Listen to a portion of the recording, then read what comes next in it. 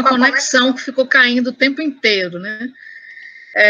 Veja bem, tudo que foi colocado pelo amigo Daniel é um chamamento que a gente já vem tendo, né, modicamente desde 1980 para cá, agora está se acentuando, já chegou para os acadêmicos das universidades e pessoas que trabalham realmente com políticas públicas e com a questão da sustentabilidade.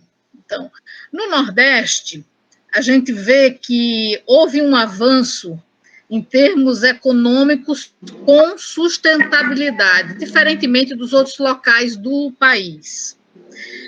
Dados que a gente levanta dos censos e de vários organismos nacionais, o Nordeste vem despontando com um crescimento sustentável de sua economia em relação às demais regiões. Isso aí depois eu posso até colocar no grupo os links para isso daí.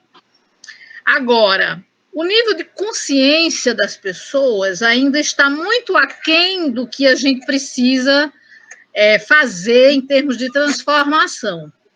E tudo passa pela consciência. Sem que ela esteja trabalhada, a gente não vai conseguir implementar novos modelos. Agora, é premente a necessidade da gente fazer uma ruptura com essa maneira de extrair todos os recursos sem respeitar a sustentabilidade, de uma maneira predatória que não dá condições da própria natureza se recompor, que é o caso da pesca predatória, é o caso da extração de minerais desenfreadamente, é o uso dos recursos de uma maneira para priorizar minorias que já são riquíssimas, né? Isso a gente está vendo no Brasil e está vendo no mundo também. Existe um pressuposto de uma coisa chamada 5S, que é a ferramenta da qualidade, e que diz o seguinte: se você não usa, dê para quem vai usar. Né? É um dos princípios dos 5S. Se você não usa, você vai ter que dar para alguém usar. Mas isso não acontece entre as nações. O que a gente vê são nações ricas usufruindo e extraindo predatoriamente os recursos naturais e os recursos humanos e os recursos de toda espécie dos países pobres e países em desenvolvimento. O que a Europa fez com os países da África foi um crime secular, que até hoje a gente vê a situação deles lá. Eles fomentaram intrigas raciais, eles extraíram todas as coisas que eles poderiam usar para o próprio enriquecimento das populações, da educação das populações. Isso é clássico. Existem vários documentários sobre isso daí. Agora, a gente precisa realmente de ter um plus na consciência para que a gente tenha condições de fazer uma massa crítica para transformar o que a gente tem hoje de distopia. É como se a gente estivesse no subsolo do fundo do poço, precisando de dar uma alavancada para poder sair do subsolo do fundo do poço, para passar pelo poço e ir para cima. Né? E dentro dos pressupostos para o século XXI, o que a gente vai ter é a necessidade premente de fazer o que o professor Daniel colocou aqui hoje. E vem colocando, já da outra vez também ele falou um pouco sobre isso. Da gente modificar os parâmetros. Existem vários trabalhos sobre o problema do materialismo na vida humana. Enquanto a gente focar apenas em possuir, apenas em ter, apenas em demonstrar que é rico, ou que tem recursos, ou que vive bem, em detrimento dos outros que não têm nem o que comer, enquanto alguns vivem da superficialidade e os outros vivem sem nada, então, enquanto a gente tiver essa dicotomia, a gente não vai avançar enquanto sociedade. Né? Então, a gente precisa de romper com esse paradigma e formar uma massa crítica de pessoas que pensam e de pessoas que agem para transformar o status quo que a gente tem hoje, que é exatamente essa virada nos costumes, né? Para que a gente possa ter uma economia voltada para o todo, para as pessoas, para a natureza, para a sustentação do próprio sistema de vida humano. Senão a gente vai rumar para realmente uma extinção, né? Então, corroboro 100% do que foi colocado aqui hoje e que a gente precisa formar essa massa crítica. Quanto mais gente engrossando essas fileiras de pensadores, melhor, né? Aproveito para dar os parabéns ao professor Daniel, que mais uma vez coloca coisas extremamente pertinentes e necessárias nesse mundo tão distópico, como falou nossa amiga Nádia, né? Precisamos de dar essa virada. Ok, obrigado, Mirce. Vamos chamar o jornalista Julimar Silva, que já está fazendo as suas anotações de pauta aí. Boa noite, Julimar. Seja bem-vindo. Boa noite. Quero cumprimentar a todos aí da sala, a todos e a todas, né? Cumprimentar o Daniel pela exposição, realmente tema bem rico, né? É um tema assim que realmente faz a gente refletir, né? Diante do contexto em que a gente está vivendo. Tema muito atual, né? E assim, ele vem... Sabe aquela história de que é importante que as discussões nesse sentido estejam acontecendo, porque a impressão que dá é que quando você olha para o todo, né, para a sociedade, parece que a gente é um pingo d'água, né, no oceano. Falando aqui, né, de coisas sustentáveis e tudo, enquanto todo mundo está destruindo para valer mesmo, tá? Colocando todas as energias na destruição mesmo da natureza. E é incrível, né? É incrível como o consumo ele ganhou centralidade na nossa vida de tal maneira, e como o próprio Daniel destacou aí, a pessoa é capaz de se endividar para ter o celular mais recente. Para ter um iPhone de 10 mil reais, de 5 mil reais, a pessoa compra em 50 vezes aí, mas vai ter o produto. E aí daqui a pouco, daqui a 2 meses já tem outro aí. Ou seja, tá tudo muito descartável. E aí, se a gente entrar nessa paranoia aí, né? Se a gente não fizer o que o Daniel está propondo, né? Do reduzir, reutilizar, reciclar, né, a gente vai pirar, simplesmente, né? Eu queria só pontuar rapidinho aqui, né? Porque assim, a gente vive um contrassenso atualmente, né? E aí os economistas aí, eles sabem mais do que eu. Se teve uma coisa que ficou bem claro na minha cabeça quando eu tive uma disciplina de economia lá no curso de jornalismo, foi de que as nossas necessidades são ilimitadas e os recursos são escassos. Essa, para mim, foi algo assim que ficou bem claro quando eu estudei lá a disciplina economia, né? Então, nós queremos sempre mais. Sempre vamos querer mais. E os recursos, eles são finitos. Finitos. E aí, onde é que devemos crescer? Na minha avaliação, na consciência. Que não é fácil de fazer isso aí. Porque você mexe com a cultura. E nem todo mundo está disposto a meter a cara num livro para adquirir conhecimento. São poucos, né, que estão dispostos a isso. Não estou querendo dizer com isso que só tem consciência quem lê livro, né? Mas a gente, no mínimo, vai pensar de uma maneira diferente quando a gente adentra, né? Ou tem uma percepção ampliada mais da realidade, né? E aí eu vou focar aqui também num outro aspecto, que hoje nós temos uma economia artificial. Eu me refiro a uma economia do não trabalho.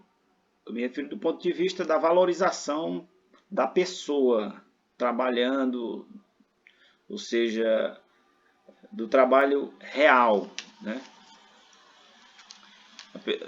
E aí, assim, a nossa economia de mercado financeiro, ela hoje, inclusive, lá nos Estados Unidos mesmo, ela representa praticamente metade eu acho que até mais. Até o final da discussão aqui eu vou buscar o número exato. Mas é mais de 50% da economia dos Estados Unidos que é voltada para o mercado financeiro. Assim, é uma economia de mercado. Ela não é baseada na economia real. E isso aí desestimula a economia real. Essa da nossa vivência diária. Isso aí é tanto verdade que, assim, está explicado aí o porquê que o Brasil é a maior fábrica de destruição de empresas.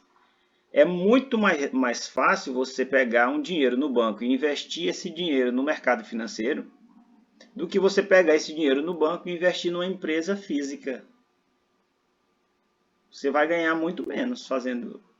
Porque você vai ter que pagar o salário do trabalhador. Você vai ter... E aí entra como custo, né? Como o Daniel colocou. Você vai gastar o dinheiro e vai ficar endividado junto ao banco. Se você pega o dinheiro e reinveste aquele dinheiro, você está gerando artificialidade em cima de... E aí, ó, cadê o trabalho? Porque é muito mais fácil hoje para o empresário pegar esse dinheiro no banco e investir do que ele pegar e botar na economia real, porque ele não vai ganhar muito, eu me refiro. Então isso aí desestimula a própria economia real. Aí isso aí já é um contrassenso, né? A gente devia valorizar o trabalho, como o próprio... Como é que a gente vai, como o próprio Daniel destacou, como é que a gente vai valorizar o trabalho num mundo assim que não está valorizando? Ele está indo mais para o virtual do que para o real aqui, né? Pode ser, é uma nova realidade. Nós estamos diante de uma nova realidade. Não estou dizendo que a gente deve ficar só nessa aqui, mas a gente está indo para um outro campo onde a grande maioria da população não está. Deixar esse ponto aí, né? E aí, isso que o Daniel está colocando aí é a mesma coisa de promover cidadania. E promover cidadania na sociedade de hoje é a coisa mais difícil. Porque você, ao tempo em que está... Como é que você vai garantir os direitos políticos, sociais e outros numa economia que está desregulamentando tudo, né? Melhor, numa política que está desregulamentando tudo. Eu acho que a gente está caindo no conto do vigário aí, e o vigário é economista, né? Digamos assim, só para provocar os economistas aí, que disseram aí que a globalização é a melhor coisa do mundo, que para chegar a ela eu tenho que desregulamentar. Quando eu desregulamento, eu tiro direitos, eu precarizo o trabalho, eu faço um monte de coisas. E foi isso que ocorreu. E aí a gente está se afundando cada vez mais na sociedade da desregulamentação. Estamos diante de um país que está vendendo o que é do Estado, achando que vai resolver o problema entregando para a iniciativa privada, que vai só fazer o quê? Cortar mais ainda a quantidade de trabalhador que está no serviço. Por exemplo, o que está acontecendo, por exemplo, nos Correios. Os Correios, quando eles forem vendidos agora, que já vão começar a vender os Correios, hoje os Correios é uma empresa lucrativa, ela dá lucro com a quantidade de trabalhadores que tem. Mas na hora que ela for vendida, ela vai ser enxugada, né? E aí os trabalhadores vão ser mandados embora. Assim como está acontecendo no Banco do Brasil. Nós vimos já aqui em Caxias. O Banco do Brasil já está em processo de venda. E eles já estão fechando empresas e deixando gente desempregada. Assim como vai acontecer com a Caixa daqui a pouco. E assim com grandes empresas, que não havia a necessidade de vender essas empresas, assim como a Petrobras. Qual a necessidade de a gente vender a Petrobras? Não há necessidade. Mas estão vendendo devagarinho.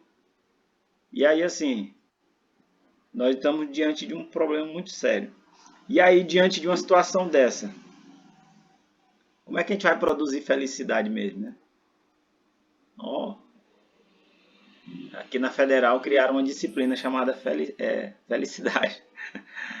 Como é que eu ia ensinar felicidade num contexto desse aqui? Tem que ter muito sangue no olho, né? Então, assim, eu quero parabenizar e a gente tem que apostar mesmo na conscientização. Eu não sou assim tão... Quem foi que falou? Acho que foi o... Teve um aí que não acreditava que a felicidade existe, né? Quem foi aí? Mas eu acredito. Mas eu sou otimista. Que eu acredito muito que a gente está aqui de passagem. A gente está vivendo uma experiência aqui nesse plano, né? E se a gente compreender por esse lado, eu acho que a gente pode tirar um pouquinho de felicidade aí, né? Por essa experiência. Observando, saindo do ego, né? Quando a gente se coloca na posição de observador, tem hora que eu faço esse exercício e eu vejo que eu me vejo no meu egoísmo. Tem hora que eu faço não é toda hora, porque a gente está muito focado na vida, na corre-corre, a gente quase não tem tempo de parar para refletir sobre a nossa própria existência. Mas de vez em quando eu faço isso. E aí eu fico pensando assim, e se eu não tivesse aqui preocupado com essas coisas? E aí eu me coloco nessa posição aqui de olhar de cima, né? Olhar para a vida, como é que as coisas estão acontecendo, me colocando numa posição tipo de consciência, né, o que não é. E aí a gente se percebe desse tamanho, assim, cheio de ego. Aí eu vejo que é onde eu tenho que evoluir ainda muito, né, enquanto ser humano. Eu me percebo nas minhas limitações. Eu quero só parabenizar aí o Daniel, realmente um tema muito, muito bom e não é fácil não, viu, chegar... Mas eu estou trabalhando para que o próximo presidente nosso aqui do Brasil, ele consiga trazer ainda essa valorização para a economia real. Porque a gente está vivendo um devaneio nessa economia, na economia que valoriza o não trabalho. Eu acho que é um desastre. Ela não vai produzir cidadania, ela não vai produzir humanidade, né? É isso. Ok, obrigado, Julimar. Vamos chamar aqui a contabilista, Januza Sotero, para que também possa colocar suas reflexões a respeito da temática levantada por Daniel Aran. Boa noite, Januza. Boa noite a todos. Parabéns, Daniel, porque assim, eu vou levar assim, uma caixa de conhecimentos. Estão me ouvindo? Porque esse microfone meu é baixo. Está um pouco baixo, realmente. Um pouco baixo, mas está ouvir. Isso. Viu? Assim é melhor. Então, assim, eu trabalho com prefeituras. Agora sim, agora está melhor. Né? E esses ensinamentos aqui que Daniel trouxe, para mim, são valiosos. Duas palavras que me chamaram muita atenção na fala dele foi consciência e criatividade. Não é? E a gente se busca todo dia, como o Julimar falou aí, será que eu estou evoluindo para essa consciência do verde, como diz a Nádia, e tudo mais? Mas a gente tem hora que quando o Mirtz disse, eu não uso, eu vou passar para quem usa. E às vezes a gente vê tanta gente guardando até para não fazer, guardando até roupas para não distribuir, que é para ninguém fazer um trabalho em cima da roupa, né? Eu já ouvi até isso. Fazer uma macumba. Então, assim, aqui em casa a gente tem essa coisa de dizer, vai comprar 2 roupas, então vai ter que sair 2 roupas. E desde criança que eu crio meus filhos assim, eles já ficam pensando, quando vão comprar, dizem, eita, mas tem que sair. Então, é isso. E a outra palavra, assim, a criatividade, né? Então, eu vejo assim, nas prefeituras, o que é que eu estou sentindo? Quando ele diz, tem esse espírito paternalista, que não estão buscando mesmo o que é a função, não é, da gestão. E eu vejo que estão copiando aqueles programas sem uma criatividade. Se vem ali tudo bitolado, não, esse programa funciona assim, assim, assado, e ninguém cria. E não fazem criar. Eu bato muito em cima disso, porque uma cidade tem suas características, mas querem copiar a de outras. É tanto que até um código tributário, eles colocam taxa de orla marítima, uma cidade do interior, que nem praia tem. Assim, ficou aquela coisa de cópia, né? E você vai copiando aqueles modelos, e vão chegando e você vai seguindo o fluxo. Então, a criatividade, a gente tem como responsabilidade social, eu como contadora, você como economista, você como médico, você como psicólogo, que trabalham eu que trabalho com o setor público, eu tenho que ter a responsabilidade social de fazer isso, de poder tentar, né, mostrar, criar essa consciência trabalhada mesmo, mas que desperte para alguma coisa. Essa semana a menina chegou e disse assim, a secretária de saúde chegou para mim e disse assim, não, criaram uma lei aqui para distribuir absorvente para as adolescentes nas escolas, e é da educação, esse projeto não vai entrar em saúde na escola, que é da saúde. Eu disse, por que não? Ela disse, porque a gente tem que distribuir escova de dente.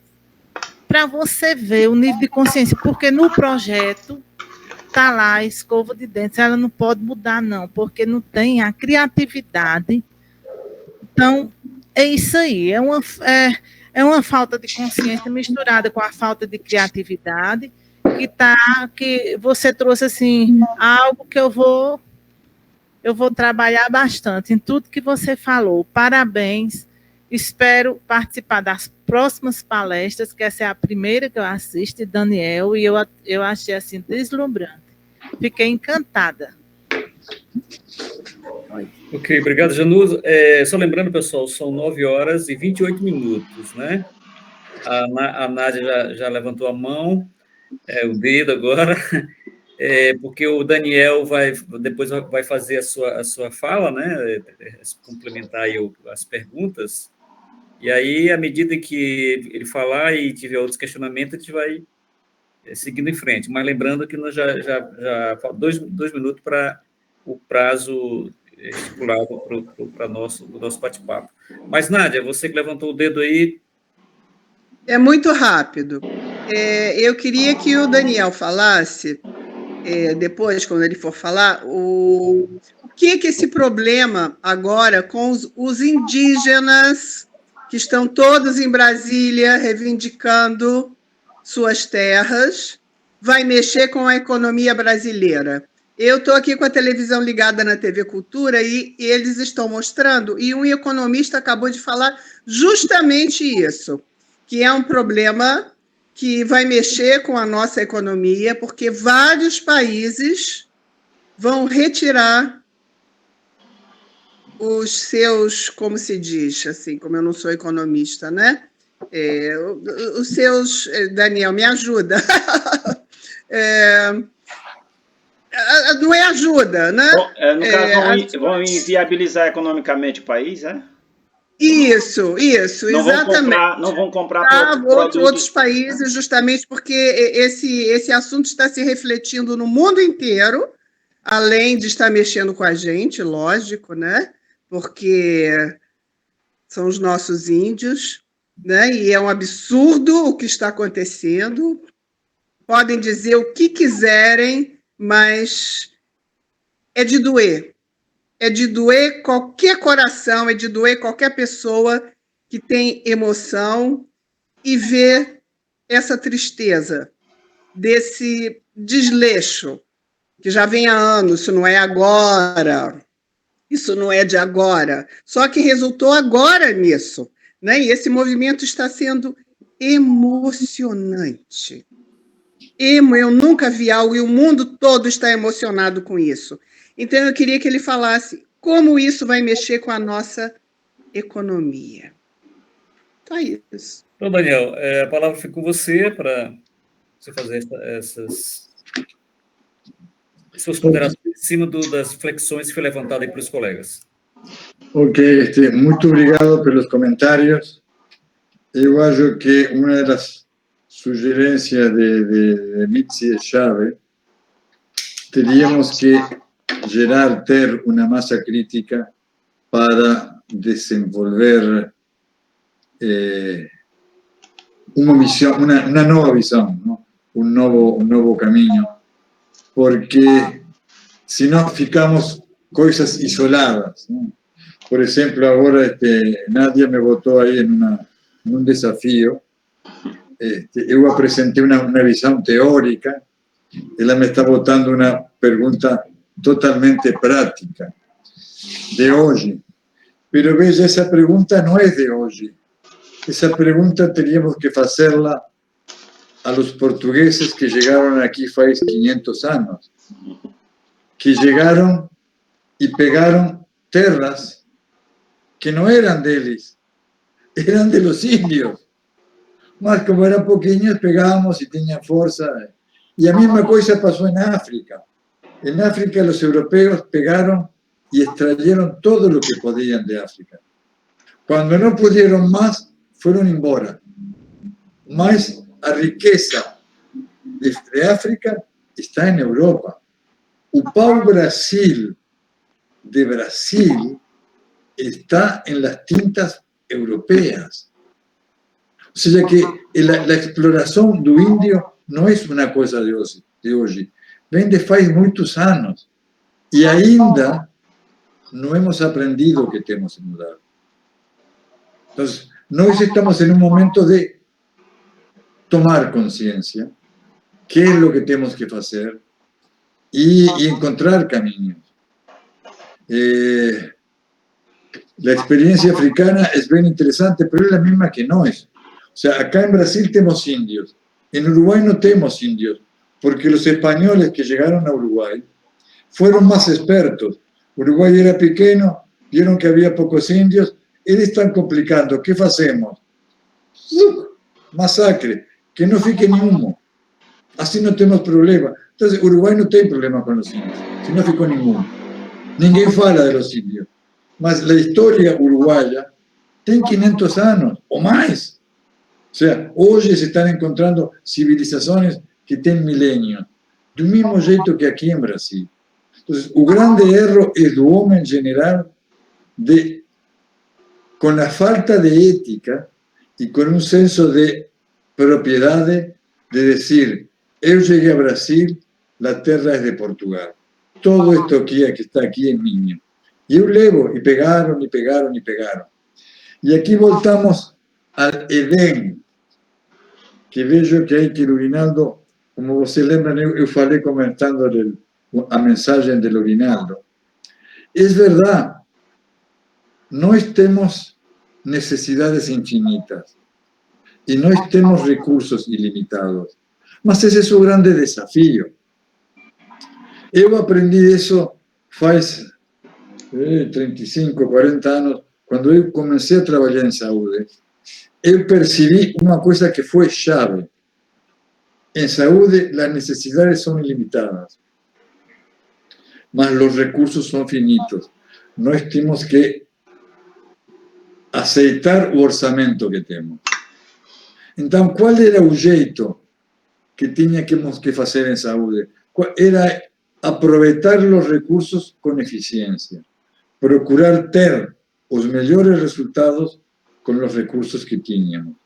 E se os recursos eram muito escassos, tínhamos que mostrar al resto de la sociedad, o sea, al resto del poder ejecutivo, cuando se hacía a división do bolo, cuando hacíamos o orçamento, que o orçamento para a saúde teria que ser maior e alguém teria que certificar.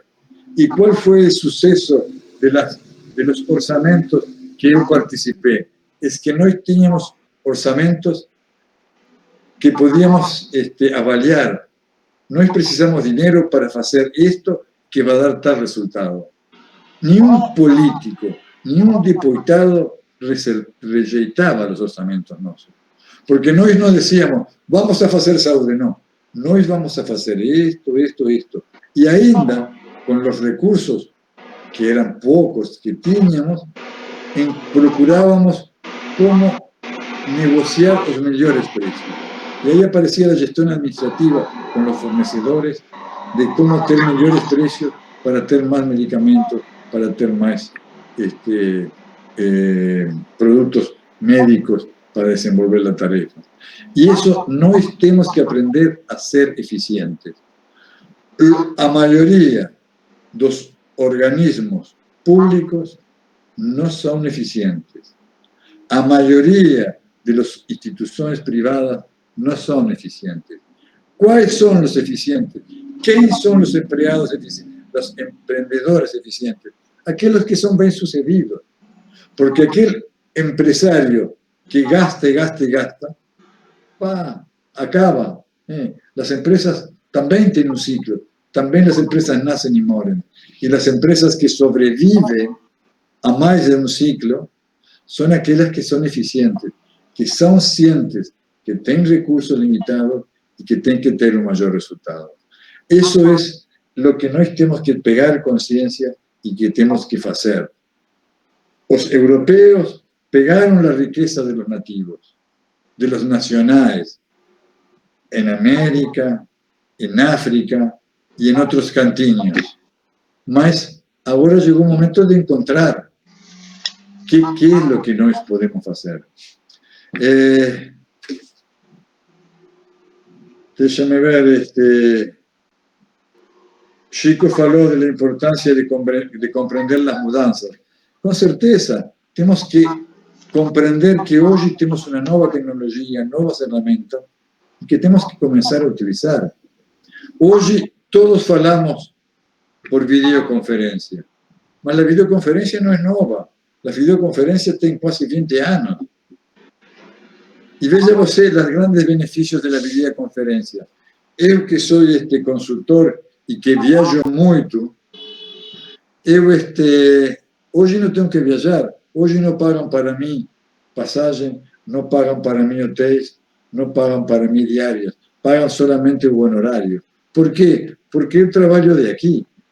Então, isso está dizendo que o orçamento que tinham essas agências, hoje pode ter mais resultado que o que tinha antes. Por quê? E simplesmente porque os recursos estão fazendo uma gestão mais eficiente. E isso temos que aprender a fazer. Temos que aprender a fazer eficiente. Os orçamentos têm que ser eficientes, os gestores têm que ser eficientes na gestão. E não abrir mão e gasto.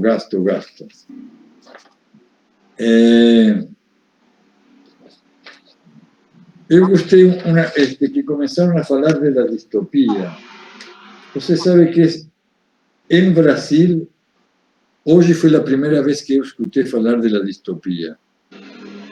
Em outros países, há livros que estão falando da distopia, porque a distopia nos está mostrando que nós estamos yendo por uma sociedade que nós não desejamos e nós não somos cientes. En la utopía soñamos, mas en la distopía viramos escravos. Esta sociedad toma y va para frente. Entonces, ¿qué es lo que nos está mostrando la distopía? Es que nosotros tenemos que comprender esa situación. e voltamos à necessidade de nós temos que ter uma massa crítica. Eu joguei aqui um monte de ideias, que eu sei que essas ideias têm que ser melhoradas. Me está faltando, não sei, eu tenho a necessidade de falar com um físico quântico que me mostre se o que eu estou dizendo está alinhado com a física quântica ou é uma coisa que não tem jeito. Eu recém vou ter uma conversa com um físico quântico, acredito que quando eu viaje, minha próxima viagem, vou pegar a um físico quântico para que poder ter uma conversa com ele, para saber se estamos falando do certo. E se você conhece algum físico quântico, seria bom incluí-lo para ver se estamos no caminho certo. E que a palavra quântico não fique em algo vulgarizado, algo do cotidiano. A palavra quântico é um jeito de trabalho, é uma metodologia de trabalho. Então, nós temos que aprender. E eu estou em um processo de aprendizado. Então, deixa-me ver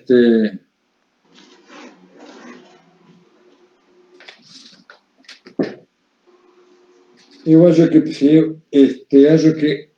aí em geral eu pude fazer menção a las coisas, pude adicionar coisas a las colocações de vocês. Muito obrigado de ter compartilhado com vocês. Precisamos ter uma massa crítica, precisamos ter consciência, precisamos replantar o Edén. Temos recursos limitados e temos que aproveitá-los. Temos que ser cientes disso, e isso é possível. E isso não significa confronto, isso significa união. Muito obrigado a todos vocês. Obrigado, Daniel. Eu vou passar para o nosso amigo Tarcísio Martins. Se alguém que não fez uso, não foi provocado, eu não chamei para falar, e que queira, eu sei que já estamos esgotando aqui o tempo, mas que queira aproveitar o momento, né?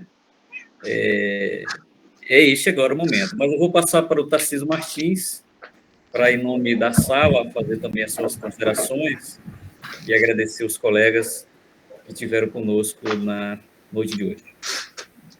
Bem resumido pelo adiantado da hora, né? Meu boa noite poético a todos os participantes da sala. A Daniel, com a brilhante fala, trouxe humanismo à economia, que sempre tratou de forma fria suas teorias de macro e micro, com reflexo na vida humana. Agora, ninguém se engana que, fora de nossa consciência, nem toda a força da ciência equaciona nossos problemas. A solução? Nas nossas mãos apenas. Aí eu me despeço, boa noite, um bom domingo a todos. Poetizou aí, Daniel, viu? Um abraço a todos, convidamos então para o próximo sábado, onde nós vamos assistir a palestra da nossa querida amiga Mirtz, Semiótica e a Geometria Sagrada, mais um tema realmente que vai nos fazer acordar e pensar esse planeta e esse universo. Então, boa noite a todos, muito obrigado, uma boa noite sábado, um bom domingo, uma boa semana, e que nós estejamos sábado aqui nessa comunidade pensante e semeador de amor, de paz. Obrigado a todos. Um abraço. Valeu, boa noite a todos. Boa noite. Boa noite. Valeu, Daniel. Obrigado, parabéns. Boa noite, obrigada. Até a próxima. Espero que venha a próxima. Boa noite, Silva. Boa noite, Nena. Boa noite, queridos. Um abraço a todos. Obrigada aí por essa noite maravilhosa. Conhecimento sempre é bom. Verdade. Foi maravilhoso estar aí com vocês mais uma vez. Um abraço, gente. Bom fim de semana. Valeu, Filomena, um abraço. Um abraço ao Ivo, um grande abraço, Ivo. O G de Ilson e minha esposa estão convidados para participar. Todo sábado nós estamos aqui com um tema diferente. Inclusive, a sua contribuição também com a temática aí, né? Você deixou assinar alguma coisa. Eu sou dos Correios e foi colocada aí a questão dos Correios, mas como a participação das pessoas não me permitiram colocar uma questão, aí eu deixo para a próxima. Muito obrigado aí pelo... Beleza. Os Correios é um caso interessante para se discutir, viu? É verdade. Porque é um serviço público e não econômico que a sociedade, na minha opinião, precisa. Precisa. Que vai além de é uma questão de cidadania, não é uma questão econômica. Verdade. Só citando que quando o FedEx envia alguma coisa para o Brasil, quem entrega é os Correios, né? Porque tem uma capilaridade muito boa, né? Pois valeu. Boa noite. Eu estou fazendo um segundo mestrado, né? O primeiro eu fiz na área de ciência da informação, agora estou fazendo na área de ciências contábeis, totalmente diferente do que eu tinha feito, porque eu fiz um quanti-quali, e agora é totalmente quantitativo, então está tirando meu juízo, mas a gente está firme, né, na reta final. Aí estava Gedilson assistindo, eu com o computador atrás dele, ouvindo a palestra, né, e querendo participar, mas tendo que terminar, porque prazo é prazo. E quando a gente faz mestrado, quem manda é o senhor Cronos, né? Então você tem que cumprir com todas as etapas, mas gosto demais de participar quando eu posso. E como eu disse a Gedilson, rapaz, a sugestão de Tarcísio foi feita, abraça essa ideia, quem sabe depois a professora, minha professora querida, foi minha professora Vitz, né, que contribuiu com minha formação acadêmica. Ela era bem novinha, viu, gente? Dava aula bem jovem, por isso foi minha professora. Contribuiu muito com minha vida acadêmica, tenho um carinho imenso por ela, e se Deus quiser, próximo sábado eu estarei aqui para assisti-la. Tá certo? Fico muito feliz. As minhas primeiras aulas foi no colégio técnico, né, na Academia do Comércio. Eu era tão nova que quando começou a exigência da farda, os porteiros não me deixavam entrar, e diziam assim, esses alunos agora inventam de tudo para poder burlar a lei. Aí eu precisava que um aluno meu passasse, eu pedi para eles chamarem alguém para dizer que eu era professora, eu não era aluna, então eu podia entrar sem farda. Era muito engraçado, né? Mas faz parte da vida, né? É muito bom lhe ver, viu? Fico muito feliz em lhe ver. Igualmente. Donato, diz aí, Donato, uma coisa para nós aí. Tá corrigindo aí as provas. Aí. As provas.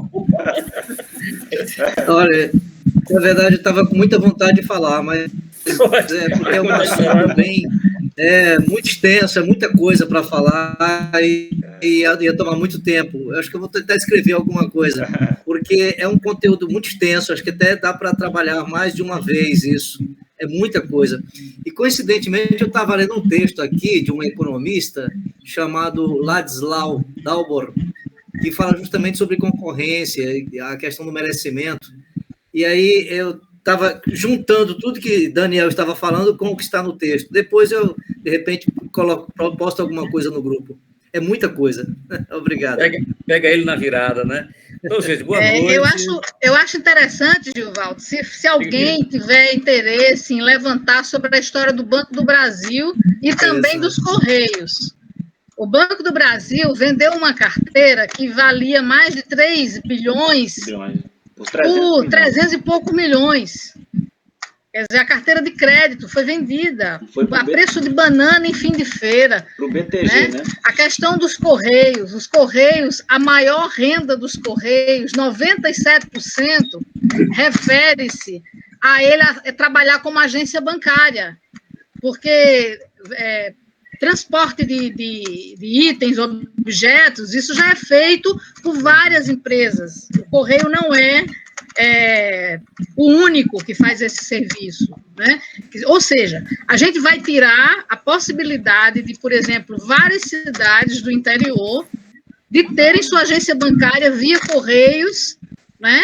Então, quando eles acabarem, quem é que vai colocar agências bancárias ou correspondentes bancários em todos os municípios brasileiros? Os Correios estão, mas qualquer outra empresa não vai fazer isso. Então, a gente vai ter, por exemplo, 5, 6, 7 municípios que não vão ter ninguém para fazer isso. E aí eles vão ter que se deslocar horas para poder tirar um dinheiro, não sei aonde. Então, assim, vai ser uma loucura, né? E me permita... Os Correios hoje estão capilarizados em quase 5 mil e tantas prefeituras. A gente não vai ter mais isso, né? Então, é grave. Então, se tiver alguém para falar sobre isso, vai ser muito interessante. Me permita trazer um ponto, né? Que o conceito Correios que, na verdade, não é um serviço, só um serviço, é um conceito.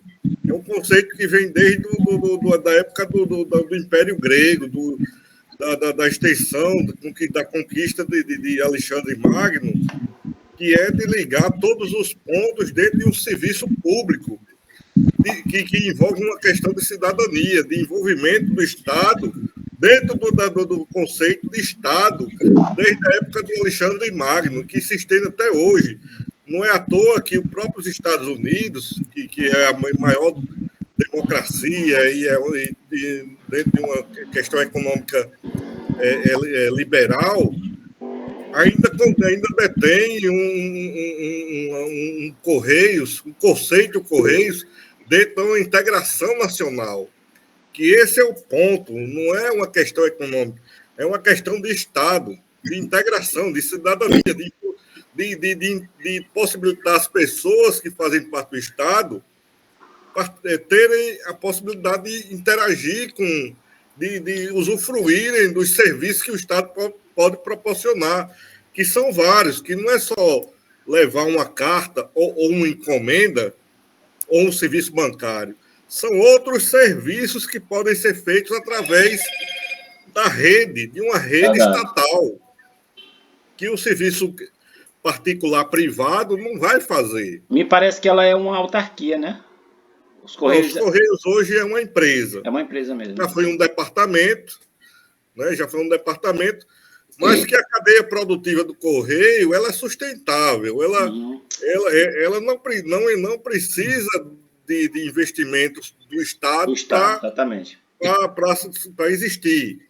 A própria, dentro de um processo financeiro e econômico, que a gente chama de serviços compartilhados, receita compartilhada, uma coisa sustenta a outra. Por isso que existe uma agência que dá acesso a o chamado subsídio lá no Amazonas. Subsídio cruzado, né? Usufruir, possibilitar a ele um serviço que pode mandar qualquer coisa, ou ter uma comunicação, ou ter um serviço até mesmo de registro de identidade, enfim, um registro de cidadania.